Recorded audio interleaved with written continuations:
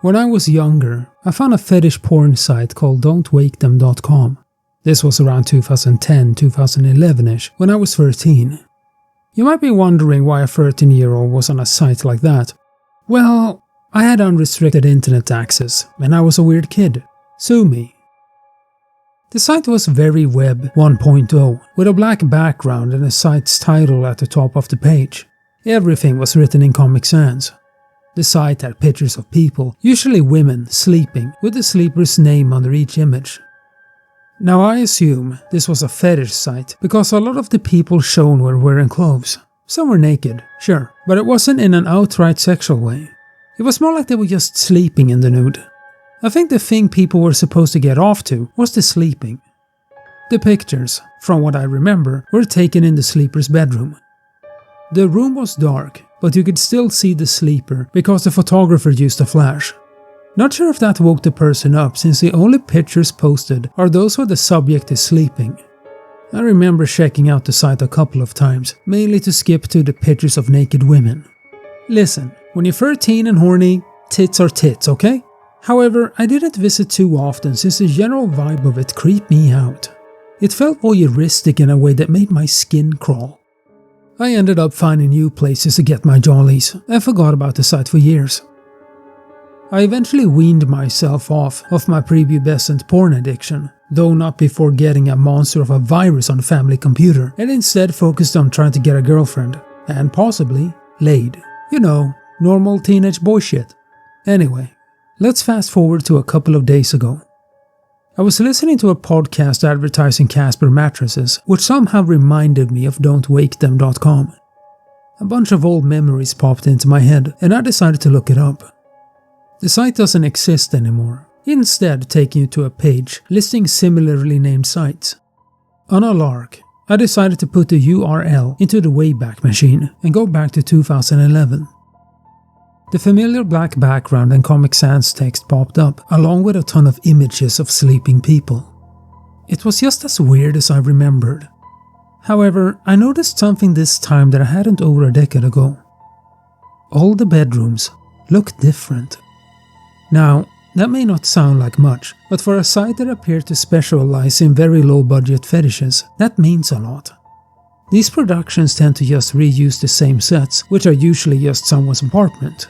Here though, every bedroom looked different.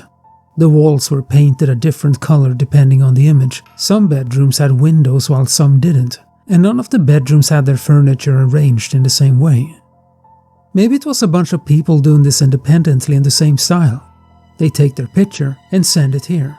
That seemed like the most logical and least creepy explanation.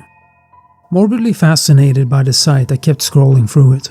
There were dozens upon dozens of images of people sleeping, all taken in that weirdly voyeuristic way. I also noticed that there seemed to be images of teens and children sleeping too. They were clothed, but it still felt squeaky as hell.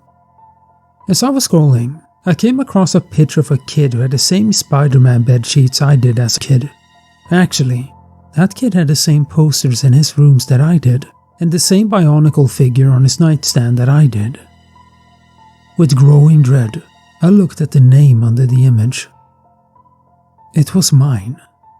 Okay, what the actual fuck? How did this site have this picture of me? It didn't look like a picture my family took. It was in the same style as every other image on this site, with that same camera flash. I looked for some sort of email or contact on the site but found nothing. I went ahead a bit on the Wayback Machine, hoping that maybe the site would list it later on. The site only lasted until 2014, where it kept updating with new images. Its last image was of a woman named Riley Ashcroft, but there was no contact info.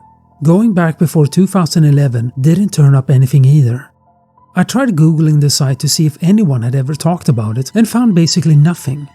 It's like no one else knew about this site. I wasn't sure what else to do or where to even discuss something like this. I decided to try putting this weird side out of my head and hope it make more sense in the morning. The next morning, after a pretty light sleep, I checked the site on the Wayback Machine again. However, the site was no longer archived there. According to the Wayback Machine, someone had requested the site to be removed. What the hell? Was the site taken down because I looked at it? How would someone even know that? Unless, maybe I imagined it or mixed it up with a dream. Not sure how'd I do that, but at that moment, it seemed like the best explanation. I mean, it's not like there was any proof that any of this existed outside of my head, right? I went about my day, trying and failing to put this entire thing out of my head. I put on some headphones and listened to a podcast to help myself sleep. I had nightmares of camera flashes. That brings me to this morning. I saw that I got an email from someone going by Sleepyhead. Just that name made my stomach drop. Taking a deep breath, I opened the email. The only thing the email contained was a picture of me taken while I slept, with that same signature camera flash. What really freaked me out was that in the picture, I was wearing those same headphones I wore last night.